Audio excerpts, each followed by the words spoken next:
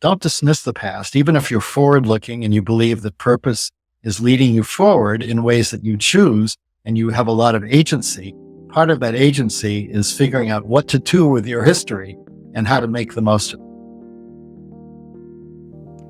Hello, and welcome to the Examined Life podcast with me, Kenny Primrose. This is the podcast where I speak to a range of leading thinkers about the question that has preoccupied them, that they think we should be asking ourselves.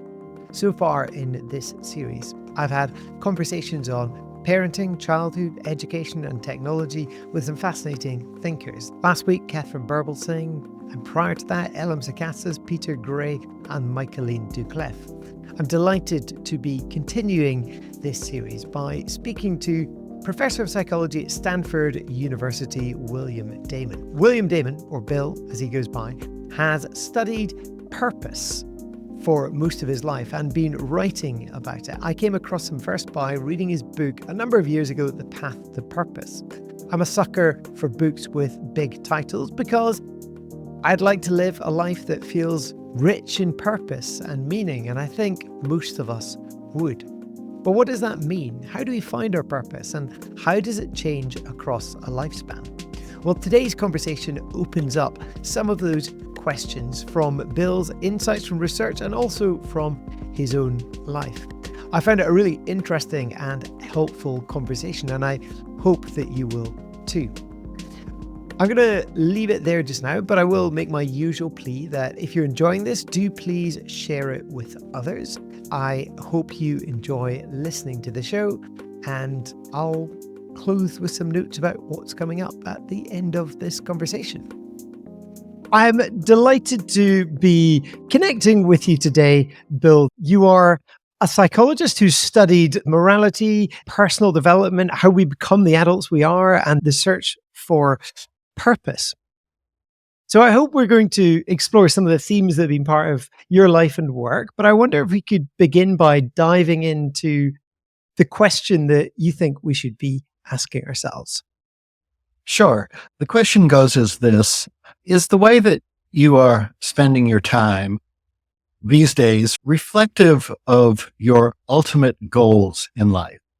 You could say, in what ways does how you're spending your time match or relate to where you want to be headed in life? Or do the kinds of day-to-day activities that are absorbing your time and attention and thoughts connect with where you want to go with your life and what kind of person you want to become, what kind of things you want to accomplish in life? These are all different ways of asking the same question, which invites people to examine what they're doing with their time from the moment they wake up till they go to bed at night. Is that a good use of your time? In other words, is it the right use of your time? Or are there adjustments you might want to make to advance the things you believe in and the goals you have in life? I wonder if we could begin by thinking slightly upstream of it. Perhaps you could begin by unpacking what you mean by goals. What are the kinds of goals we're talking about here that should seize our attention and we should be working towards? Yes, because your question implies there are many kinds of goals that we have, and some of them are very short-term goals that may be important from day to day, but they're short-term and they don't endure. For example, when I go to campus today to teach my course later this afternoon, I'm going to need to find a parking place on campus. And that's a goal that I have. It's a real goal. It's important. If I don't find one, I'm not going to be able to make it to my office. But it's not what I would call an ultimate concern. It's not a long-term goal that drives me over a long enduring period of my life. And of course, it's only important if I want to go to campus. It's not important in other things I want to do. So there are special types of goals that you would call ultimate concerns, the deep driving goals that reflect your beliefs, where you want your life to be heading, and what you want to accomplish over the course of your lifetime.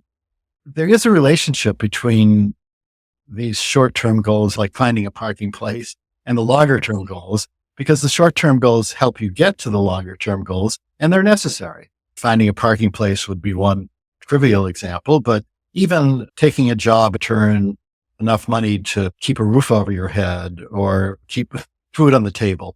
The job itself may or may not be reflective of your ultimate concerns. You may need a job simply to earn income. By maintaining you, by keeping you alive, and hopefully someday it may turn into an activity, a vocation that is reflective of something deeper and more driving. But in the meantime, you need a job. And whether or not it's connected to something you deeply believe in, you need to stay alive. You need to earn money to live on. A lot of short-term goals may or may not be something you want to hang on to, but they may be necessary to promote eventually your search for the ultimate concerns in your life. So would it be fair to hear within what you've said, there's a distinction between extrinsic goals and intrinsic goals? With what you're saying is Maslow's hierarchy, that there are certain needs we need to fulfill, but ultimately, apex of that hierarchy are a sense of purpose and meaning in life. Is that what you're getting at when you talk about these ultimate concern goals? In a lot of ways, yes. I don't particularly the extrinsic, intrinsic distinction, because I think that the ultimate concerns are informed by other people and by wise people that we learn from. It's not that I develop my own vision of life on my own and don't listen to other people and unfold my own personal satisfaction and meaning, because my own sense of meaning in life is informed by people who are a lot wiser than I am and throughout history. So I can be reading Aristotle or reading Shakespeare or listening to some friend of mine or some mentor, and I can learn a lot. And my ultimate concerns are very much influenced by the external world beyond the self. That's why I'm not really in favor of thinking of it being external versus internal. I think I want to keep learning, and to learn, I have to open my mind, listen, and be influenced. I was thinking of the words extrinsic and intrinsic as in, there is a goal to which I'm aiming, and once I've got there, I've got there. James Carse makes this distinction between finite and infinite games, where infinite games we play in order to keep playing. If my goal is to become a teacher or a doctor, once I'm there, I need something to keep me going, some kind of goal or purpose. I think of that as intrinsically motivating as opposed to a carrot on a stick, motivating for donkey.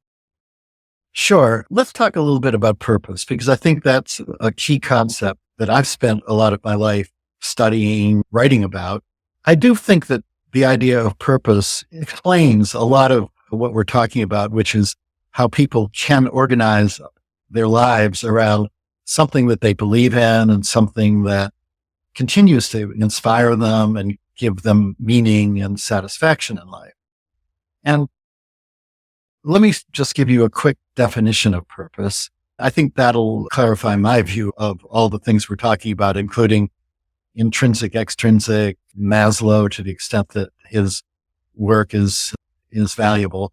Purpose is a active commitment to accomplish something that is meaningful to the self and of consequence to the world beyond the self.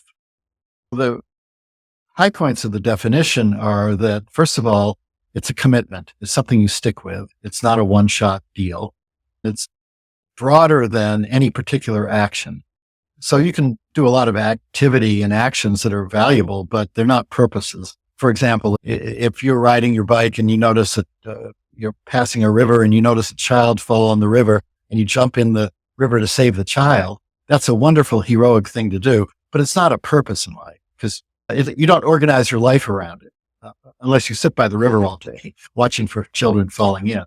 That would be an example of a very good action that's not a purpose. Purpose is a commitment, and it has to be active. You have to be doing something for it. And then the two important things, and this gets to your question about what keeps you going, even after you have a job as a teacher or a doctor or whatever it is. The two high points are that, first of all, is meaningful to you. You own it. Somebody isn't ordering you to do it. It's not a command. Sometimes there's a lot of things you have to do in life that you do by command. And I'm not missing those things, but they're not purposeful. A student who does homework in a subject that the student hates in order to graduate has to do that. The student needs a degree and may hate studying chemistry or Greek or whatever it is, but the student is only being purposeful if that subject matter becomes meaningful to the self. It has to be meaningful. It can't be a response to a command. And secondly, and this is the important thing, or one of the important things, needs to be of consequence to the world beyond the self. It's not simply doing something to promote your own interests, whether they be interests in happiness or self-promotion. And again, I'm not putting down any of those things. There's nothing wrong with promoting yourself, with trying to survive. You need to have self goals too, but purposeful goals go beyond the self. And so that's why in your example, if you are aiming to, let's say, become a teacher, that's always a nice example. And teachers is certainly it's a great vocation that the world needs. You can become a teacher and you can do it in a purposeful way, which means you really care about the students. You want to promote learning. You invest yourself in the vocation wholly in terms of what the vocation can add to the world. But not all teachers are like that. I'm sure all of us in growing up have encountered teachers that were not purposeful. I think some people go into it just because they need a job or they do it for a while. They don't like it very much and stick with it. Well, I'm sure all of us have run into teachers like that from early years to college or university. That teacher is not being purposeful. It's not simply getting the job as a teacher. And by the way, I can use any job that way. Doctors are like that too. Physicians, same thing. So just getting the job is not really a manifestation of the purpose. What is a manifestation is dedicating yourself to the public mission of that profession. If you're in medicine, I really want to promote the health of people. If you're in education, I really want to promote learning and investing yourself in that. That's being purposeful. Being purposeful is a pursuit of the ultimate concerns that I mentioned before, because these are long-term goals that go beyond the self. Just to recap and clarify, it's got to be meaningful to you and consequence beyond the self, as in you've got to be serving something larger than the self. If my purpose is to get rich, that's not something of ultimate concern. That doesn't work as a purpose. It's a long-term goal. And again, I'm not really making judgments about, it's fine if people are ambitious and want to become rich, as long as they do it ethically. I would never make a judgment about that. But I will say it's not, we would call it purpose. If you want to become rich in order to promote charitable reasons or to create a company that serves the needs of people or provides goods and services that people can benefit from, that's being purposeful. But if you're simply trying to accumulate money in order to buy yourself fancy automobiles, that is not a purpose. Those are self-goals. One of the great books about purpose before I started doing psychological research on it was a book called Purpose-Driven Life, which was a theology book by an American pastor named Rick Warren. It's quite a good book. It's all about theology. Our work is about secular things as well, and it's psychological work, not theological work. Rick Warren's book had one of the great first lines of any book, which is the first line of the book is, "It's not about you." And that is truly one of the fundamental aspects of purpose. And it's also why, and I want to underline this for our discussion, it's this dimension of purpose, the beyond the self dimension, that provides the value that purpose has in people's lives. Because purpose not only promotes a lot of activity and commitment in the world, a lot of benefits for the world, because purposeful people accomplish a lot naturally. But it also can provide a lot of benefits for the self. And a lot of those benefits derive from the non-self-oriented nature of purpose. It prevents self-absorption. It prevents people from just thinking all the time, how am I doing? Am I happy? Am I worried about something? Self-absorption, as any psychiatrist would know, is one of the risks of mental health. When you're always thinking about yourself, you're always worried about yourself. Purpose offers you a pathway beyond that. It offers you an opportunity to get engaged in causes and commitments that get you outside of your own day-to-day anxieties and worries. I think one of the great benefits of purpose is the opportunity to not be thinking about yourself all the time, be thinking about something you believe in, something you're trying to accomplish, and something that contributes to the world beyond the self.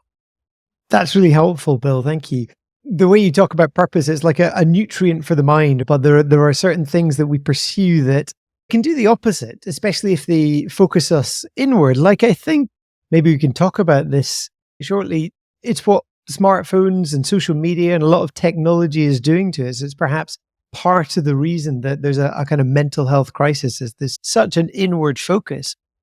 I want to support what you just said with some interesting data that I heard very recently. And it confirms what you said, which is somebody in our country, in one of the universities, did a bunch of observations about how young people are using their smartphones. In other words, what are they actually doing? We know they spend a lot of time on them. And according to this professor's, one of the major activities that young people are using their phones for is to take videos of themselves. They turn the phones around and look at themselves and see, how am I dressed? How do I look? It's the perfect example of how social media in the current uses are encouraging self-absorption. It confirms what you said, is social media can be aggravating this tendency people have to think about themselves all the time.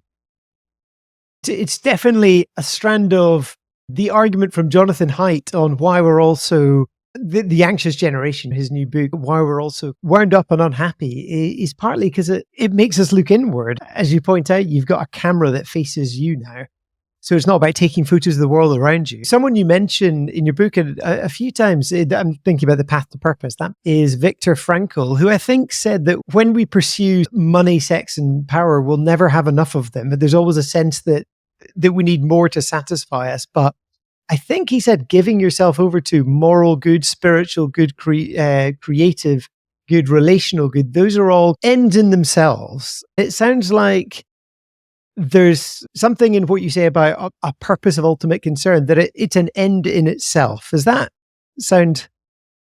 That's it. I couldn't say it any better than you just said it. So I don't have a lot to add to that, but other than I think that's exactly right. I think you absolutely hit the nail on the head. Let's then talk about your book, The Path to Purpose. In the preface to it, you write that you've tended to write books in response to the zeitgeist. So moral relativism, and you brought out your book, The Moral Child, and a sense of drift among young people, a sense of purposelessness that you were noticing, brought The Path to Purpose into being for you. This book on finding purpose. I guess two questions. One, is that zeitgeist still with us? Do you think you wrote it slightly more than 10 years ago, right? Do you think this is still as relevant as it was, perhaps even more? And secondly, I would love you to unpack a little bit about what happens to people when they have a lack of purpose or meaning in life. Why is this such a big concern?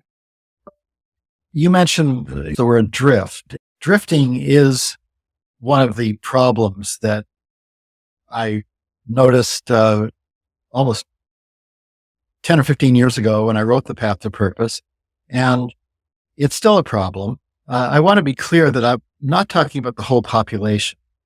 When we've done studies and when other people have done studies, we always seem to get something like 20 to 25% of the population especially among younger people, but even as people go on in life, about 20-25% are only drifting.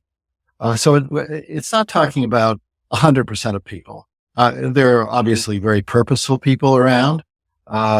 We tend to find something like, as people get into their adulthood, a third or more of adults being fully purposeful, and another 40 or 50% being at least partially purposeful.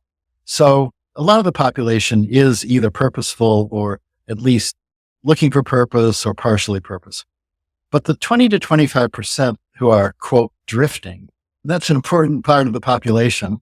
Some of them are drifting because they're very hedonistic. In our country, the college student that drinks his or her way through college and spends all the time just on hedonistic pursuits.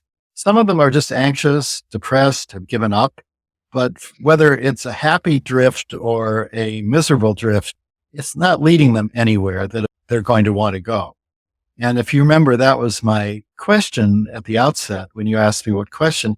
What I was asking was, is the way you're spending your time reflective of an ultimate concern, something you are trying to develop and advance in life?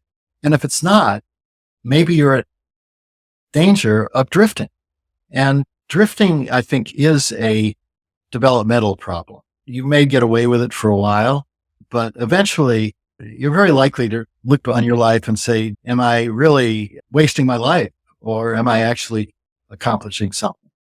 The problem is that a significant part of our population is drifting without finding something to aim for, without finding an ultimate concern to marshal their energies towards. To some extent, a lot of other people are drifting too much of the time. They may not be drifting all the time, like the quote drifters, but even the rest of us can very often use some structured reflection around where we're heading, and maybe think about how we're spending our time and maybe making better uses of our time, guided by our best visions about what's important in life. A couple of different questions come to me on this, Bill. One is whether there is a connection between, you mentioned Rick Warren, A Purpose-Driven Life, which is a theology book, and you used the word vocation, which is quite theological. It means to be called. Whether you think a sense of meaninglessness or purposelessness is attendant with secularism, believing that the universe is ultimately a meaningless place. Are those two correlated in people who are drifting, do you think? I agree with you that the roots of the idea of vocation, even the Latin root, is to be called. But I think there isn't a necessity to say there has to be, and I think faith is a very powerful source of purpose. Let me be clear about that. I think Rick Warren was onto something there, but I don't think any particular religious faith is the only source of purpose. A lot of people feel called not by a religious tradition, but by their observation about what the world needs. We have a lot of cases that we've studied of young people, a young woman who went into medicine because her grandmother died of cancer, and she wanted to respond to her, or to people like her grandmother, I should say. She said, cancer is a terrible thing. Maybe I can do something about that.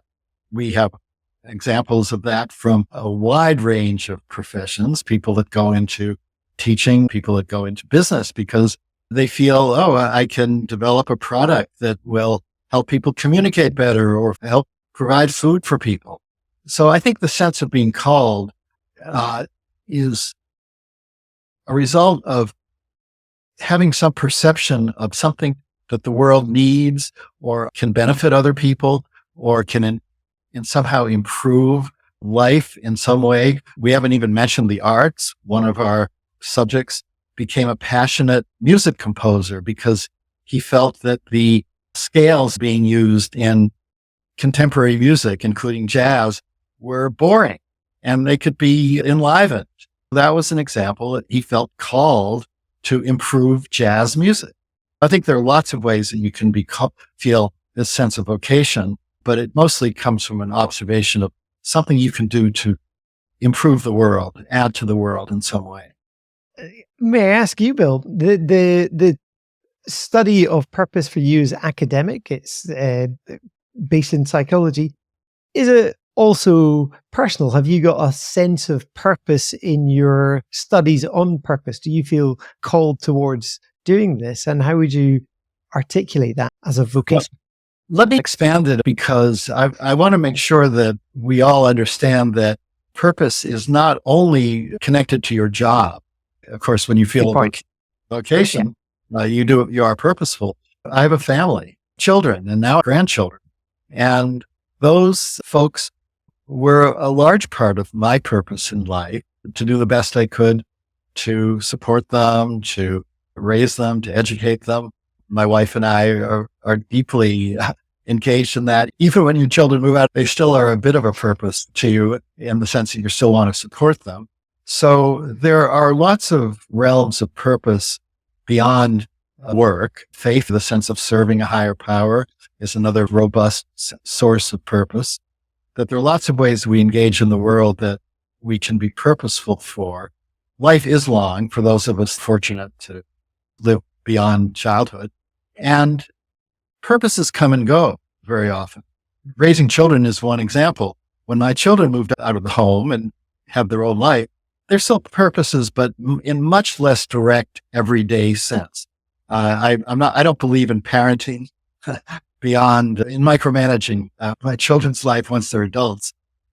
That recedes, that source of purpose recedes in my life. And maybe my source of purpose then becomes more community oriented. I have more time to invest in neighborhood cleanups, let's say, or any other ways that you can get involved in the community. Purposes come and go. And there are times in our lives, we talked about drifting, there are times in our lives we've studied people when they retire from their job. A lot of people go through a period of drifting at that point. Hopefully they find what we call encore purpose. Next purposes to be involved in that are no longer connected with their careers. But there could be a time in their lives when they start drifting again, with all of the disadvantages of drifting, the sense of meaninglessness and emptiness. Life is a moving target. It's a movie, not a snapshot. And we develop and go through different phases. This is just a way of saying that there are lots of ways to be purposeful. There are periods in our lives when we may be dedicated to a certain purpose, and then that may no longer be appropriate when it's time to retire or when your children move out or whatever it is. And there are other times in life when you search for new engagements. But I always get back to that question I started with, which is the way that you're spending your time these days reflective of some ultimate concern.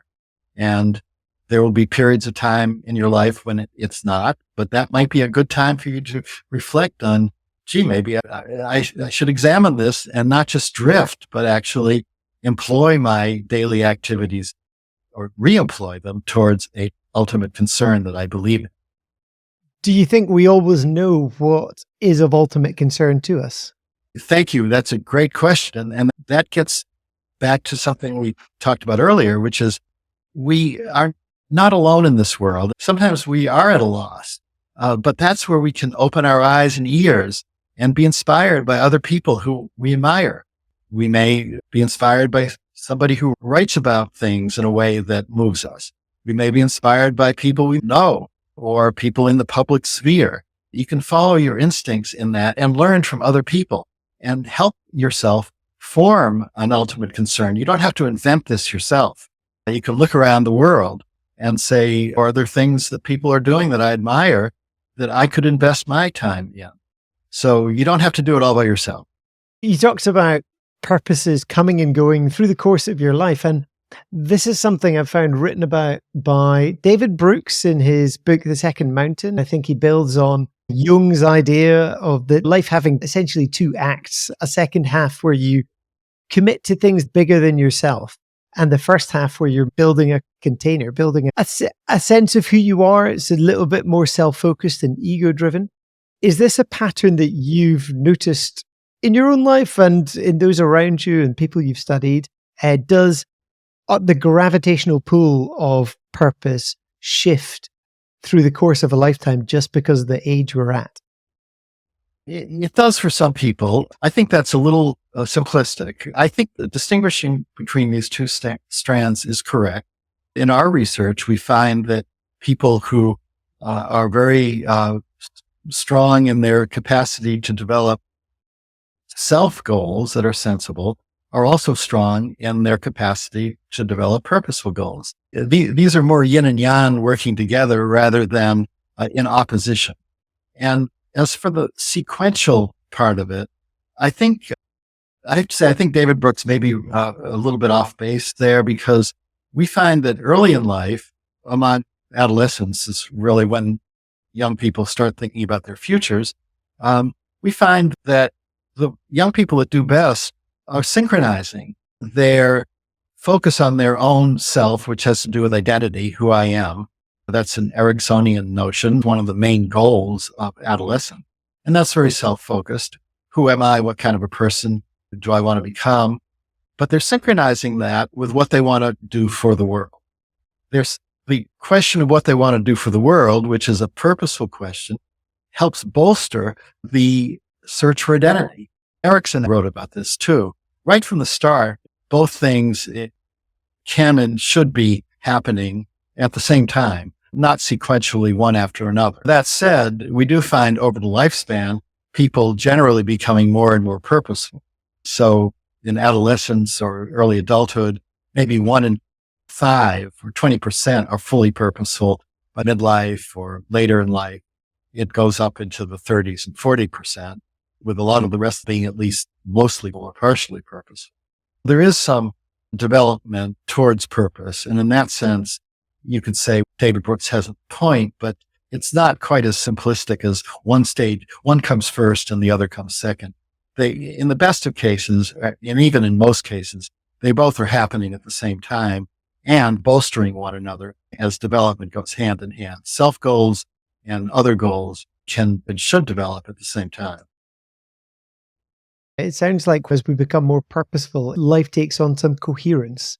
It brings to mind Frederick Buechner, often quoted as saying, where your great gladness meets the world's great need. I've probably paraphrased that poorly, but it seems that is accessible to you as a young person as much as it is as someone who's middle-aged or older.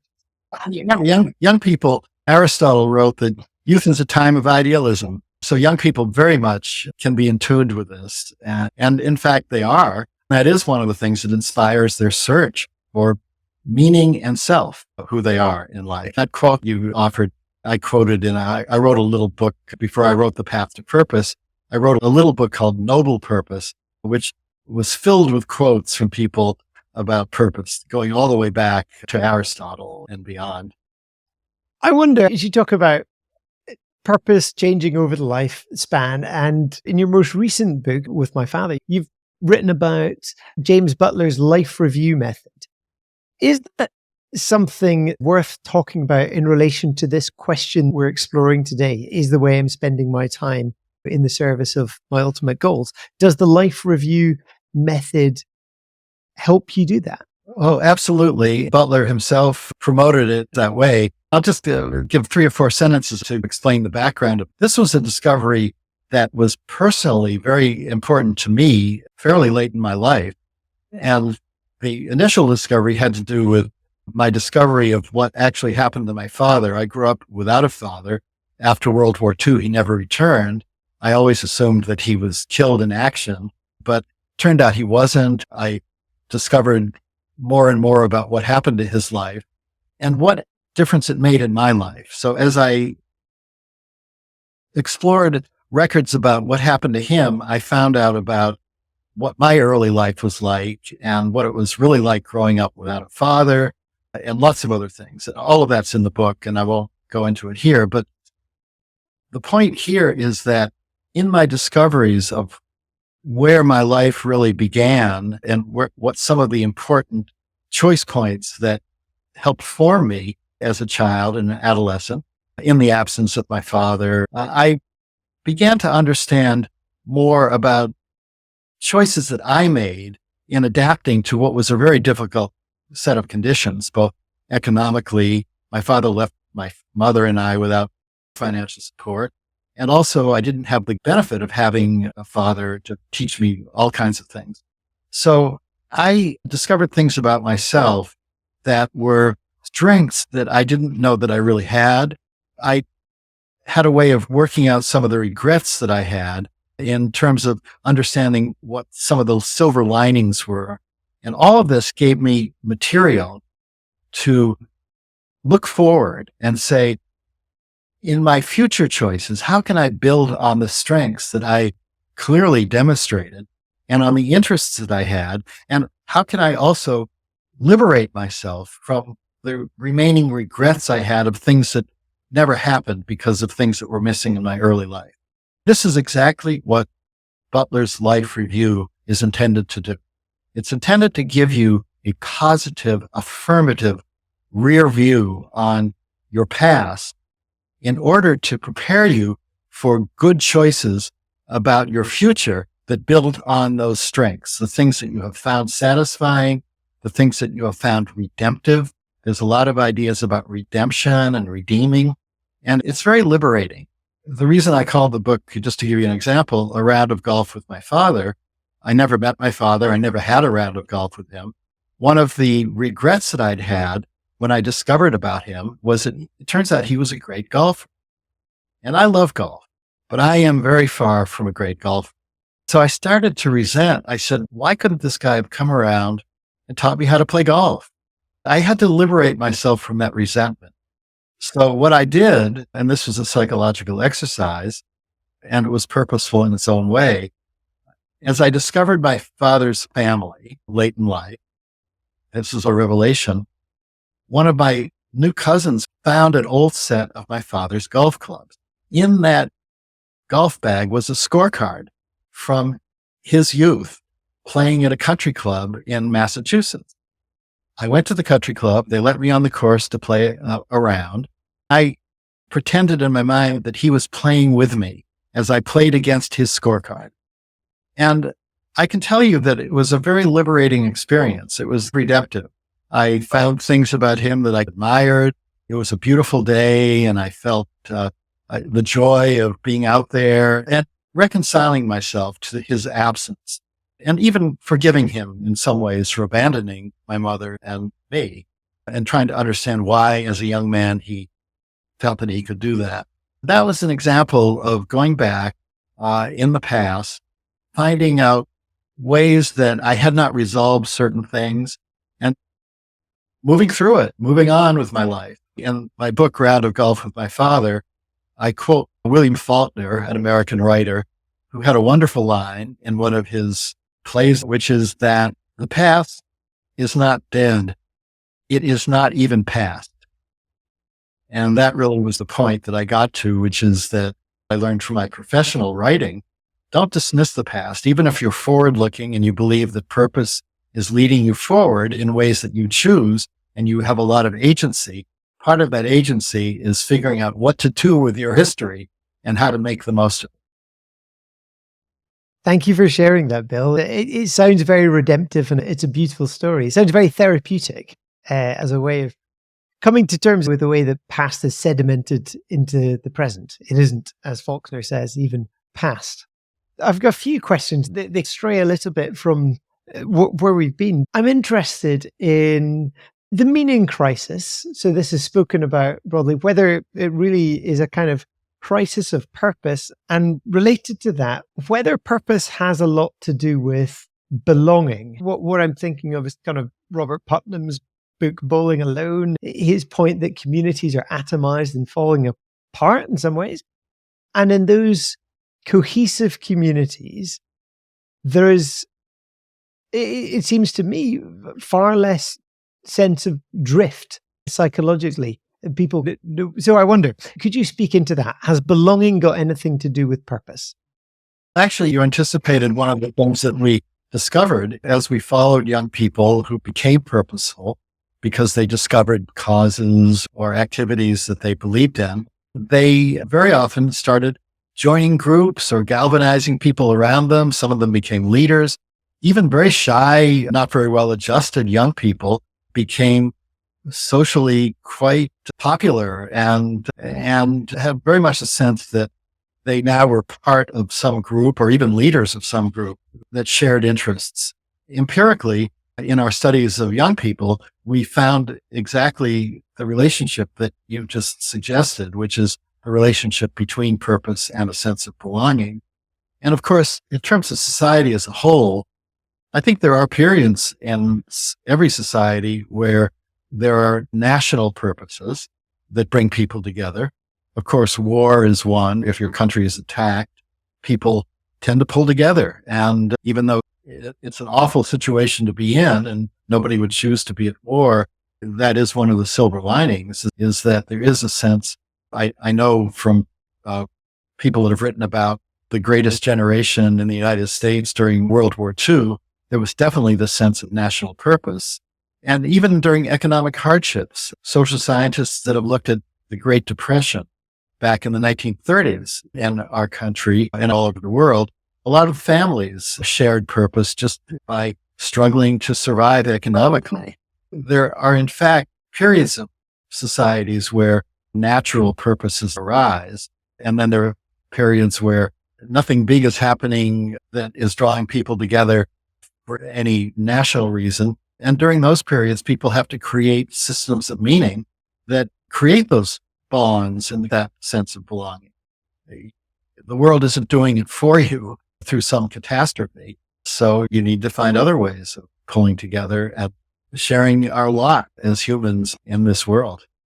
Thank you. That's really helpful. And I think in terms of my own personal experience, it really resonates with those times I felt most purposeful, or when I felt like I belong and like I have a place within a community. It feels like you're not asking, what am I doing with today? I suppose communities form around purposes bigger than themselves a lot of the time.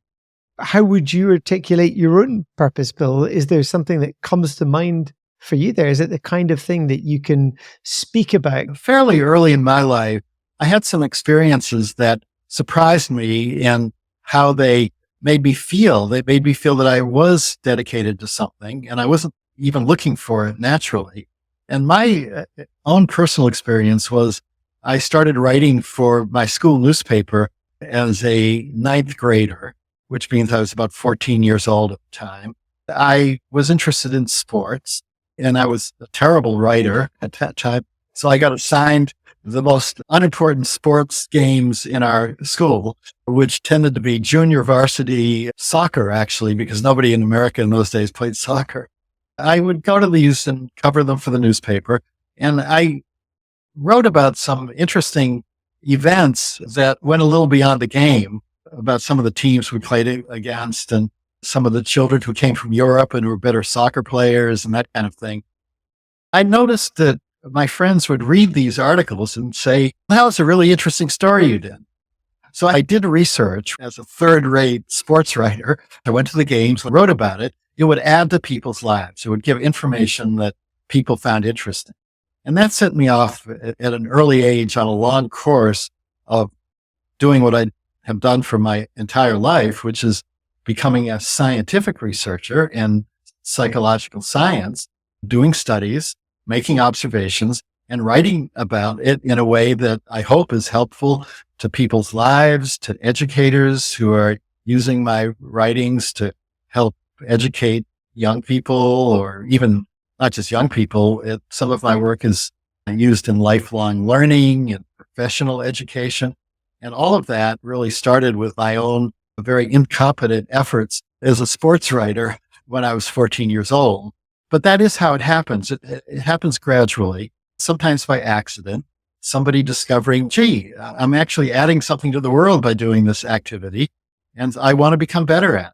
And I did. I started at that point paying attention to my classes and trying to learn how to write well and doing all the things you need to do to get the skills that would then advance my career in this direction of becoming a scientific researcher. The two things I'd like to pick up there that I find really helpful is one, that it happens gradually, that it's a craft that over time develops, but also that it was through hearing that you added value to other people. It was getting feedback that kind of woke you up to this idea that you had something to contribute.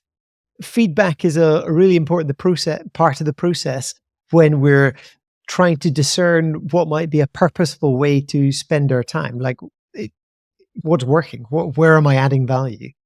Yeah, that's right. And it can be, I gave an example in a kind of a intellectual professional area, but we've seen this happen all over the place. Just to tell you one of the cases we observed during our studies of youth development, a boy went to work at a fast food restaurant to earn some summer spending money. That's the only reason he got the job, to get a little money so he could have fun on weekends. But it turned out that he had a very wise manager, a mentor, who at some point said to him, "You're not doing this job only to flip burgers and go home with some spending cash. Look around this restaurant.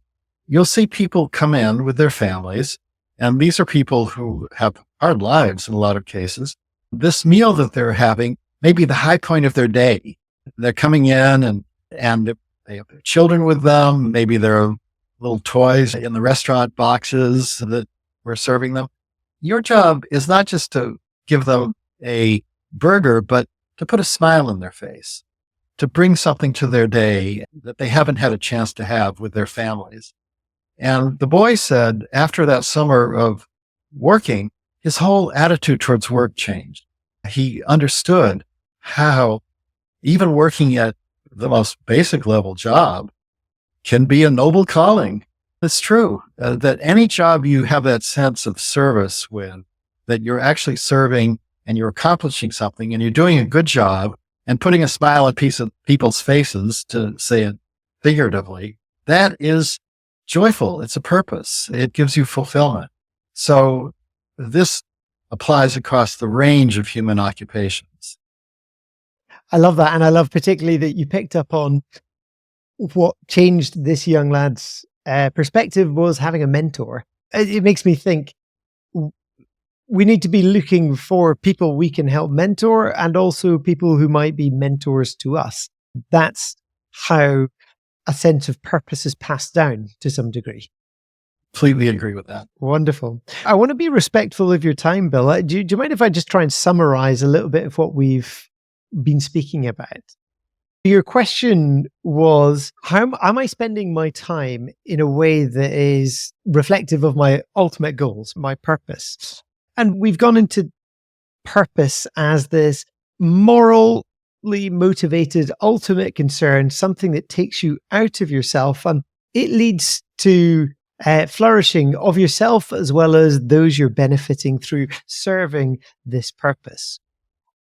And some of the ways we find this is by tuning in, listening keenly to where we're adding value, to what people are saying about us, and presumably also what we're passionate about, where we find perhaps a flow state, where we find ourselves absorbed by what we're doing. These are all signals that we're serving a purpose that feels rewarding for its own sake. That's all of that is exactly right. And the only thing I'd add to that is that, and you did mention this briefly, that this happens, the development of this capacity to invest yourself and to find out what you want to really dedicate your time and commit to.